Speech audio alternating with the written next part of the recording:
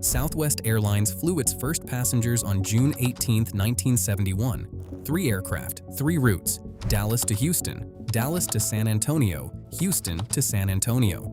Fares were so low that Braniff and Texas International took Southwest to court 3 times trying to prevent it from operating. The model Herb Kelleher built on those 3 routes became the most influential business innovation in the history of commercial aviation. It inspired the deregulation that freed the American airline industry. It inspired Michael O'Leary to build Ryanair. It inspired David Neeleman to build 4 separate airlines on 4 continents. And in 18 months between mid-2024 and January 2026, a Florida-based hedge fund rewrote it. Open boarding? Gone. Bags fly free? Gone. No red eyes? Gone. No OTA distribution? Gone. Every policy that made Southwest Southwest, every feature that Kelleher built as a deliberate philosophical statement about what an airline should be, was dismantled, modified, or reversed. Not gradually, not quietly. In 18 months of the most visible corporate transformation in American aviation history. This video asks the question the financial press is not asking. Was it right? To understand what was lost, you have to understand what Southwest actually was, not as an airline, but as a philosophy translated into operations. Kelleher's founding premise was that flying should be accessible to people who had never been able to afford it, not cheaper than the competition, cheap enough that people who previously took the bus or drove would fly instead. The model was not about market share within existing aviation demand. It was about creating demand that didn't exist. Every operational decision Southwest made in its first 50 years flowed from that premise. Open boarding was not a quirk. It was a democratic statement. No first class. No priority based on how much you paid. Everyone queued. The person who arrived earliest got the best seat. The system was transparent. It rewarded effort over wealth, and it required no complex seat map infrastructure that cost money to maintain. Bags fly free was not a generous policy. It was a competitive weapon dressed as a consumer benefit. The policy cost Southwest hundreds of millions of dollars annually in foregone revenue. It also made every fare comparison dishonest. Southwest's advertised fare was the actual fare, while every competitor's advertised fare required mental arithmetic about bag fees to compare meaningfully. Bags fly free made Southwest's prices look lower than they were and made competitors' prices look higher. It was brilliant. No change fees meant passengers booked Southwest without anxiety. They booked early. They booked without certainty. They booked because the downside of changing their plans was 0. That generated booking volume that the revenue management systems of every other airline would require enormous discounts to replicate. No red-eye flights was a deliberate operational choice. Southwest's model was built around aircraft utilization in daylight hours, crews going home at night, and a schedule simple enough that operational disruptions could be recovered quickly. No OTA distribution meant Southwest controlled its own customer relationship. You booked on southwest.com or you called Southwest directly. The data Southwest collected on its passengers through direct booking was a competitive asset that every airline selling through OTAs shared with the intermediaries. The story of how Southwest got here begins not in 2024, but in 2012. Delta launched Basic Economy in 2012. The product was a direct response to Southwest, a fare tier stripped to its minimum, priced to match Southwest on competed routes. United followed in 2017. American followed in 2017. Each legacy carrier built the ability to advertise a fare that matched Southwest's price while keeping an aspirational architecture above it. Miles, lounges, upgrades, a $33 billion loyalty program sitting above the cheapest fare tier. Above Southwest's fares was nothing but more Southwest. Southwest's revenue per available seat mile began lagging Delta and United. The gap was not dramatic in 2013. It was undeniable by 2022. The December 2022 operational meltdown, 17,000 flight cancellations, 2 million stranded passengers, $800 million in compensation, exposed how brittle the simple schedule had become at scale. By mid-2024, Southwest had missed earnings estimates for 3 consecutive quarters, and Elliott Investment Management had been quietly building a position. The transformation unfolded in stages. June 2024. Elliott reveals a stake of approximately $1.9 billion. The letters it sends to Southwest's board are precise. Revenue per available seat mile is lagging. Management has not closed the gap. The board needs refreshing. October 2024. Southwest and Elliott reach a settlement. 6 board members retire immediately. Executive Chairman Gary Kelly announces he will step down at the 2025 annual meeting. 5 Elliott-backed directors join the board, including Robert Fornaro, former CEO of Spirit Airlines and AirTran. Red-Eye Flights, announced July 2024, launched February 13, 2025, the first overnight flights in Southwest's 54-year history. Southwest now operates 33 red-eye routes. OTA distribution, February 2025.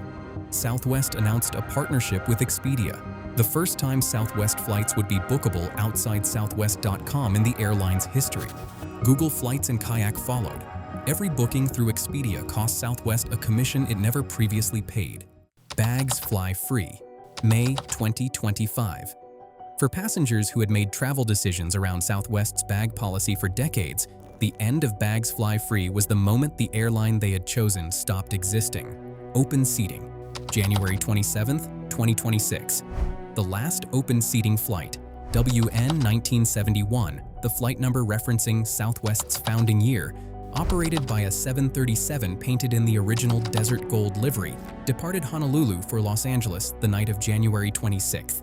8 new boarding groups replaced the ABC system, every seat now assigned. Which change mattered most to you? Bags, open seating, or something else? Drop it in the comments. And if you think Elliott was right, tell me why. The financial case for the transformation is not manufactured, it is real. Southwest's full-year 2025 results were the best in the airline's history by revenue. Record operating revenues of $28.1 billion. Net income of $441 million. The 2026 target is $4 of adjusted earnings per share. Analysts who were recommending underweight positions on LUV stock in mid-2024 have moved to hold or buy ratings. The seat selection revenue opportunity is significant and documented. United Airlines collected $1.3 billion from seat selection fees in 2023, more than from baggage fees. Southwest, with a similar domestic network size, is building toward comparable revenue. By the purely financial metrics that Elliott used to justify its intervention, the transformation appears to be working. The question is what those metrics are not measuring. Southwest's competitive position was built on a specific kind of trust, a specific promise that the airline would not treat its passengers as revenue maximization opportunities. Free bags was a signal. Southwest has your interests in mind. Open seating was a signal. We treat everyone the same. No change fees was a signal. We trust you to make plans and will accommodate when those plans change. Every one of those signals has been withdrawn. These are rational commercial decisions. They are also identity erasure. Elliott Investment Management sold down its Southwest stake from 11% to 9% in January 2026, after the structural changes were made and before the long-term brand consequences were measurable. That is not criticism. It is a description of how activist investment works. The investment thesis was the governance change and the policy change. Once those were achieved, the position's risk-reward changed. Was Elliott right? On the financial metrics it used to justify the intervention, yes, almost certainly. The gap between Southwest's revenue performance and its network potential was real. The ancillary revenue opportunity was real. The governance had become too insular.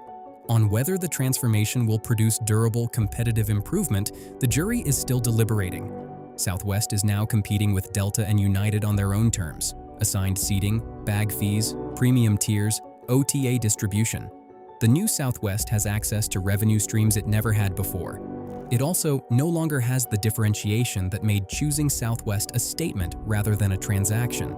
The passenger who chose Southwest because it was different from Delta now has one fewer reason to not choose Delta. The risk is not that the transformation will fail financially in 2026. The risk is that it succeeds financially in 2026 while eroding the loyalty base that would have sustained Southwest through the next economic downturn. The same way Southwest's simplicity and trust had sustained it through September 11th, through the 2008 financial crisis, through every shock that hit the airline industry across 47 consecutive profitable years. Herb Kelleher said that Southwest was not in the airline business. It was in the customer service business. The airline was just the context. The new Southwest is still in the customer service business. It is just defining customer service differently. Not as the absence of fees, not as egalitarian seating, but as a reliable, modern, competitive airline that charges market rates for the things passengers need and offers premium options for those who want them. That is a legitimate definition of customer service. It is also exactly what Delta says, and United, and American. The question Southwest's transformation cannot yet answer is whether Southwest can be financially competitive while no longer being distinctively Southwest. Whether the passengers who stayed through the transformation stayed because they chose the new Southwest, or because they hadn't gotten around to choosing something else yet. Southwest's 47 consecutive profitable years were built on the conviction that you could run an airline differently from everyone else and win, not despite the differences, because of them. Elliott Investment Management looked at that conviction and concluded it had become a liability. The financial evidence from the 12 months before their intervention supported that conclusion.